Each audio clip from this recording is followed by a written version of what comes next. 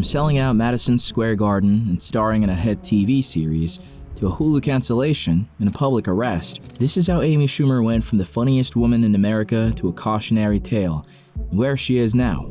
Amy Schumer's rise didn't happen overnight, but when it clicked fast. It started in 2013, when Inside Amy Schumer premiered on Comedy Central and almost immediately separated itself from everything else on television at the time.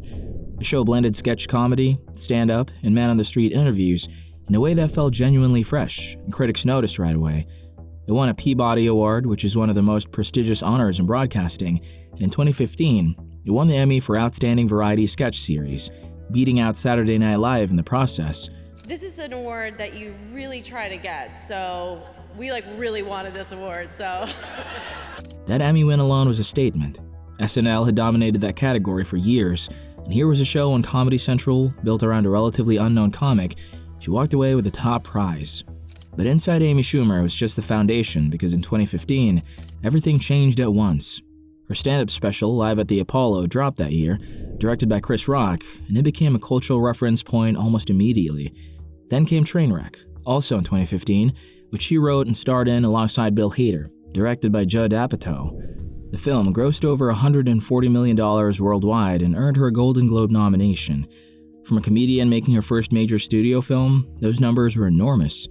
On top of that, she became the first female stand-up comedian to sell out Madison Square Garden, performing to an arena of 18,200 people in June 2016. And then Netflix came calling. In 2016, Netflix signed her for a reported $11 million deal for what would become her next stand-up special. At the time, that figure went everywhere because it made her one of the highest-earning stand-up comedians on the planet, which earned her a place in the Vanity Fair cover imposing body positivity, and helped her become a host for award shows. The hottest ticket in town in my book. I make fun of women's magazines a lot because it's easy and it's fun, and they write hostile articles like how to trick your stomach into thinking you ate that week. Major publications were calling her the heir to Tina Fey, the next Nora Ephron, and the most important female comedian of her generation.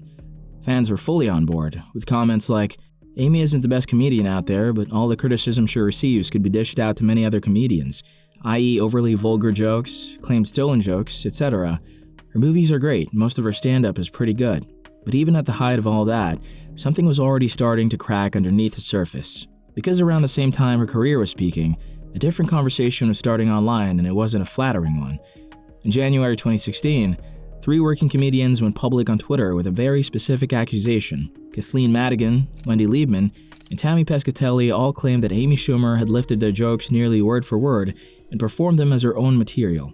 What has always been amazing to me is that she purports to be a feminist and yet only steals from other female comedians. If we call her on it, we're jealous or career shamed. By the way, she blocked me.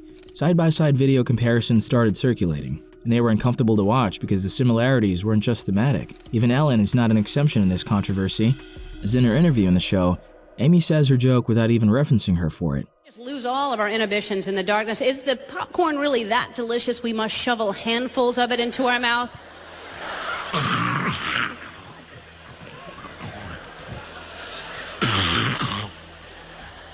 I mean, popcorn, the way I think we all eat popcorn, which is, at first don't you always kind of start out kind of like lying to yourself? Like,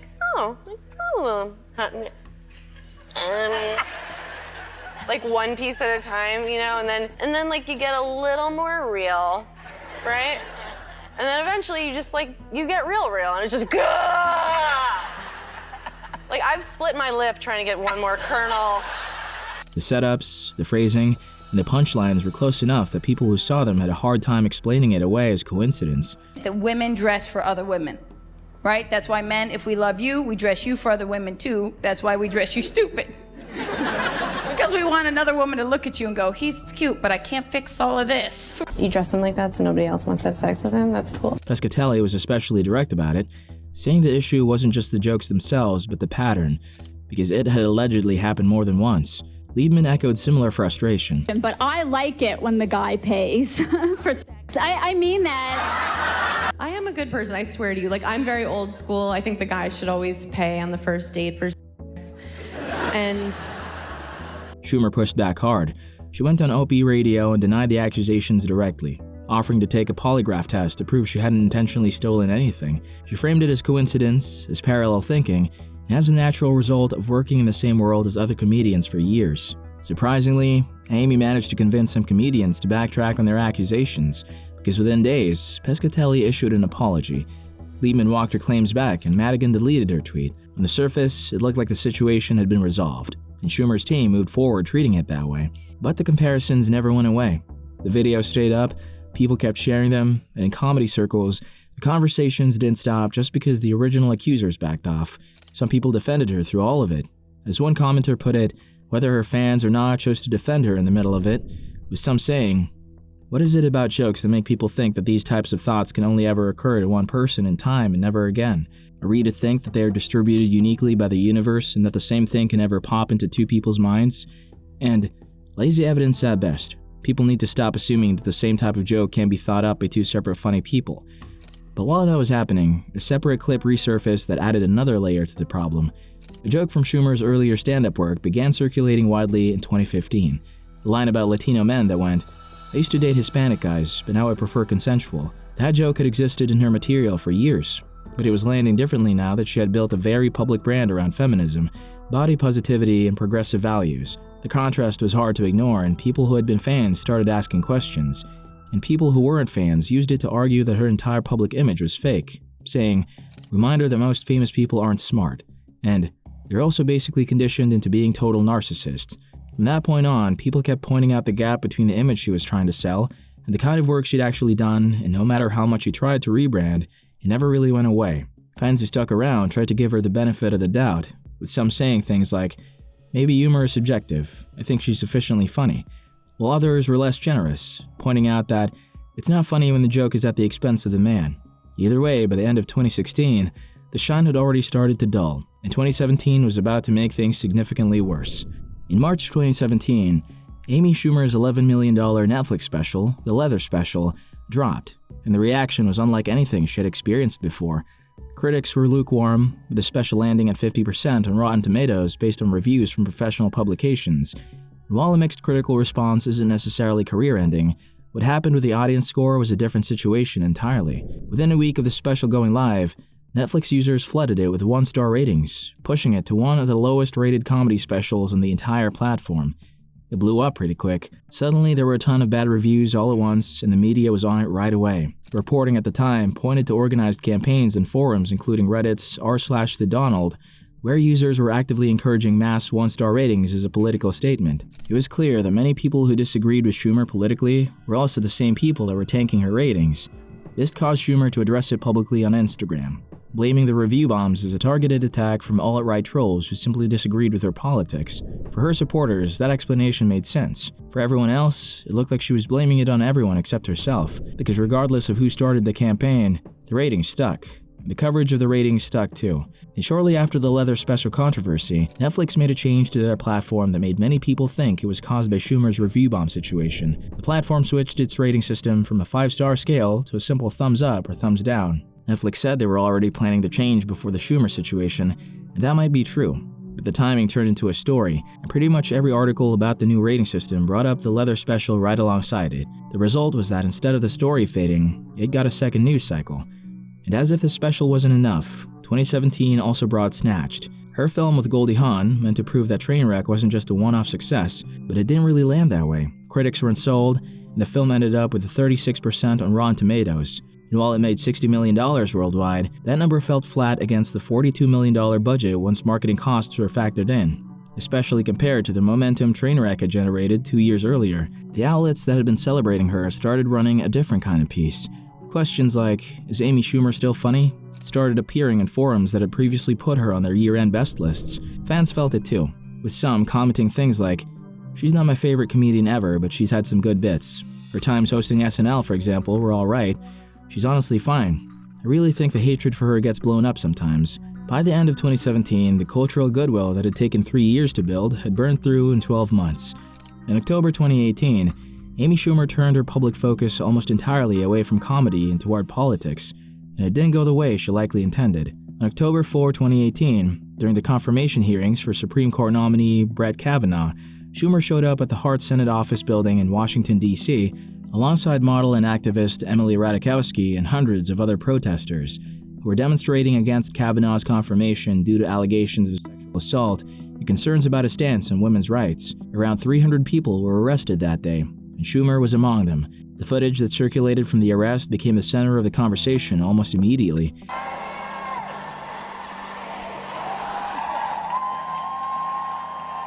While some supported her, saying, "It's nice to see celebrities being a part of protests instantly makes it more thought-provoking.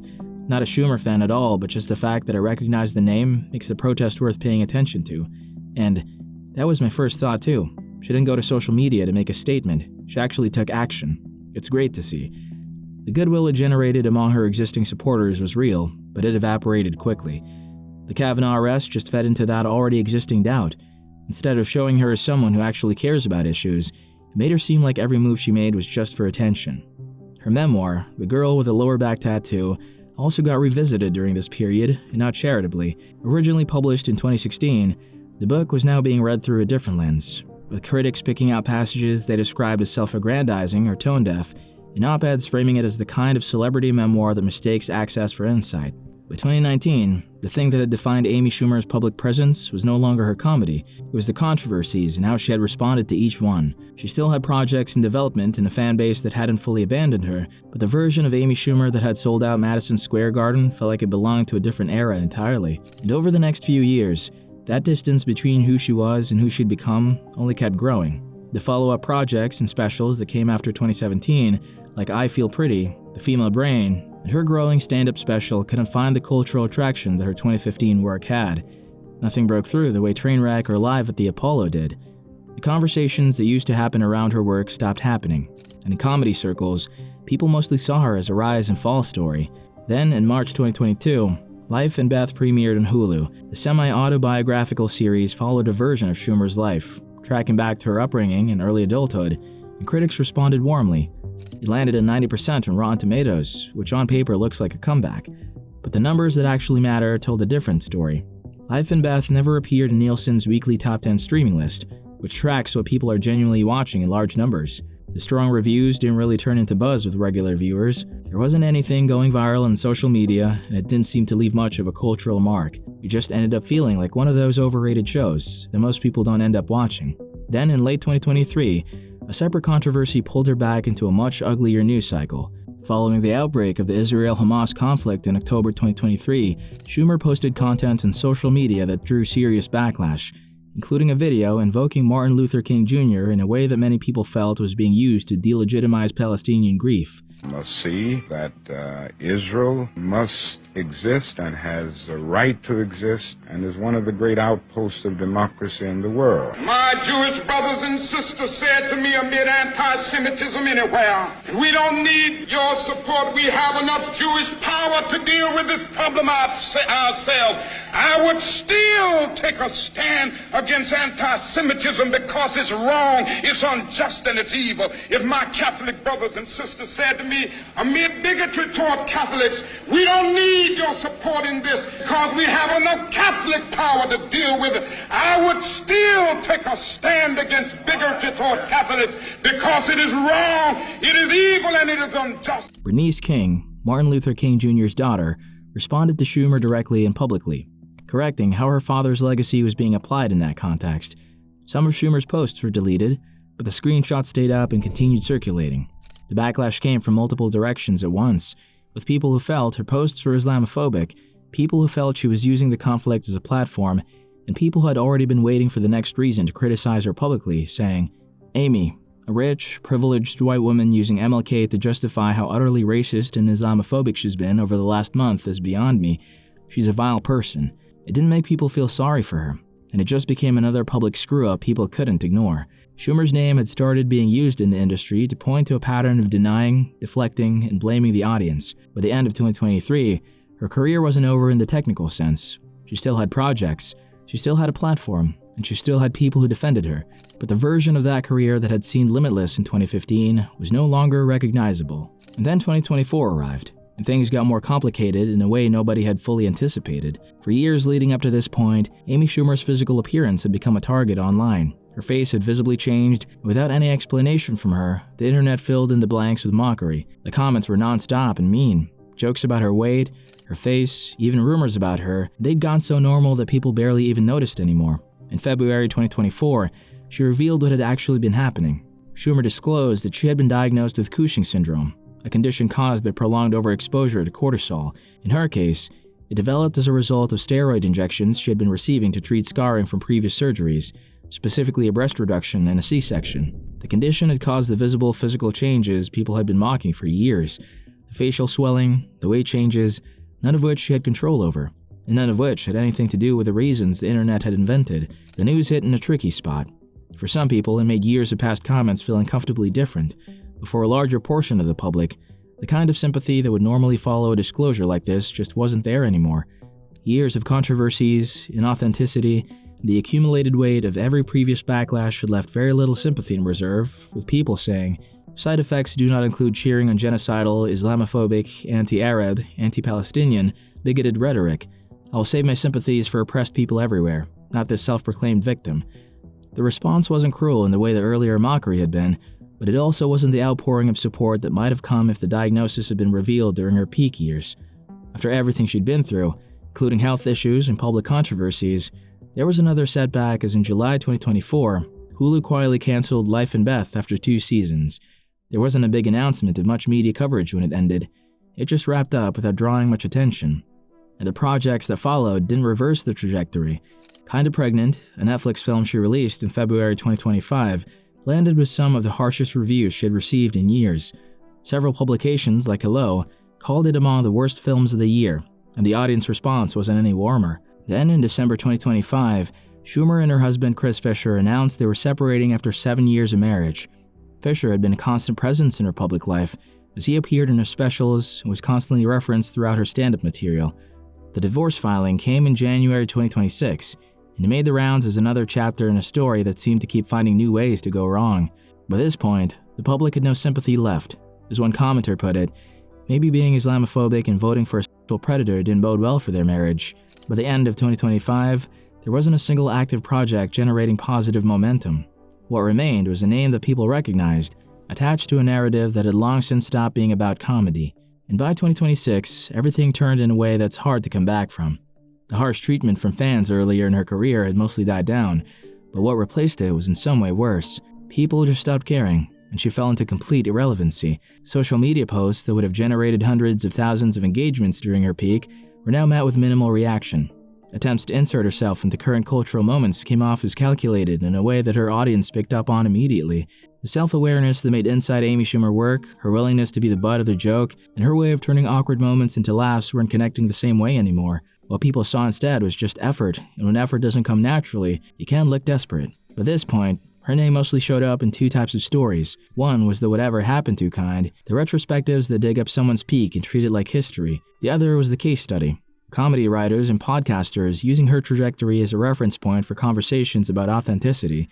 In a specific way, a brand built on personality rather than craft tends to eventually collapse under its own weight. The joke theft conversation never fully went away. It had been almost a decade since those Twitter accusations, and the videos were still being shared. The reason they kept circulating wasn't just that people wanted to relitigate 2016, it was that they had become part of a larger argument about how Schumer handled every challenge that followed. By early 2026, there was no active project to point to, no announced return that had generated real anticipation, and no cultural moment in recent memory that had landed in her favor. Reddit threads that once debated she could stage a comeback had shifted into a different register entirely, with users reminding everyone of her past issues, saying things like, "Reminder for all, Amy Schumer is a massive racist and a supporter of ongoing genocide in Gaza," and others have been feeling a fresh breath of air since then. I don't think any of us was wondering about her, just grateful that we didn't have to hear her name for a while. What makes Amy Schumer's story worth examining isn't the fall itself, because careers rise and fall all the time in entertainment. It's the specific combination of factors that made hers so complete. The joke theft accusations created a credibility problem that was never resolved. The Leather special gave her critics a concrete data point to point to. The activist era replaced comedy with controversy as her primary public identity. And then the health crisis, the cancellation, the divorce. and the failed projects all arrived at the same time, leaving no chance for her to recover her career. Once positioned as the next great voice in American comedy, she now reads as a specific kind of warning about what happens when overexposure, unaddressed controversy, and a brand built entirely on personality rather than craft all arrive at the same conclusion at the same time.